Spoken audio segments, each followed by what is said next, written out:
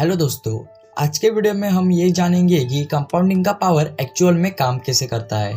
तो दोस्तों, जब भी हम इन्वेस्टिंग और इंटरेस्ट की बात करते हैं तो हमारे दिमाग में सिंपल इंटरेस्ट के हिसाब से कैलकुलेशन होता है। तो जैसे आप 1 लाख रुपए इन्वेस्ट करते हो और वो 10% के हिसाब से ग्रो होता है, तो सब लोग ये कहेंगे कि इन्वेस्टमेंट 10 साल में डबल होगा, कि कुछ इस तरह से। किसी के दिमाग में सपने में भी ये चीज नहीं आई कि कुछ साल बाद ये इन्वेस्टमेंट लाखों करोड़ों में ग्रो होगा, और इसीलिए लोग लॉन्ग टर्म सोच नहीं पाते। लेकिन अगर आप एक वन टाइम इन्वेस्टमेंट करते हो कोई अमाउंट का, जैसे अगर आप 6,25,000 का इन्वेस्टमेंट करते हो, तो पहले साल आपको 15% रेट के हिसाब से 93,000 का प्रॉफिट मिलेगा, मतलब 1 लाख रुपए से भी कम का। लेकिन 20 साल बाद ये अमाउंट 1 करोड़ रुपए का हो जाएगा।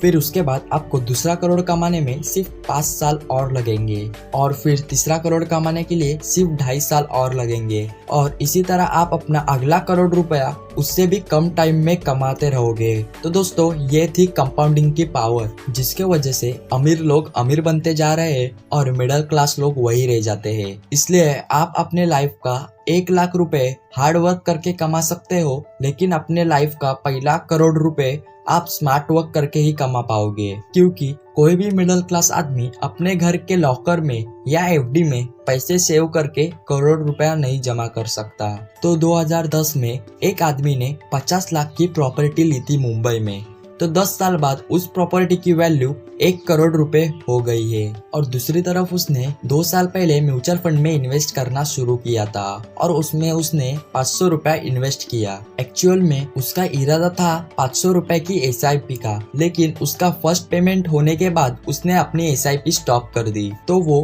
500 रुपए इन्वेस्ट रह गए, और अभी 500 रुपए ग्रो होके ऑलमोस्ट 650 हो चुके हैं। तो वो मुझे कहने लगा कि रियल एस्टेट सबसे बेस्ट इन्वेस्टमेंट है, क्योंकि इसमें 50 लाख का प्रॉफिट हुआ है, और उसको यहाँ स्टॉक मार्केट में थोड़ा सा ही प्रॉफिट हुआ है। कि ये एक कॉमन मिस्टेक है जो हर लोग करते हैं, कि जब भी वो रिटर्न कैलकुलेट करते हैं तो वो डायरेक्टली प्रॉफिट गिनते हैं। वो ये नहीं देखते उन्होंने कितना अमाउंट इन्वेस्ट किया था और वो कितने टाइम तक इन्वेस्टेड था, क्योंकि हर एक इन्वेस्टमेंट में कंपाउंडिंग काम करती है। पर फर्क सिर्फ इतना ही होता है कि आपका इन्वेस्टमेंट कितने रेट से ग्रो हो रहा है। जैसे आप बैंक का सेविंग अकाउंट देखोगे तो वहाँ पे आपको 4% का इंटरेस्ट मिलता है, वो भी कंपाउंडिंग होता है, लेकिन इस रेट के हिसाब से आपको 18 साल लगेंगे अपने पैसे डबल करने के लिए। तो हम उसका रियल एस्टेट का रिटर्न चेक करेंगे तो हमें पता चलेगा कि उसका पैसे 10 साल में डबल हुआ है।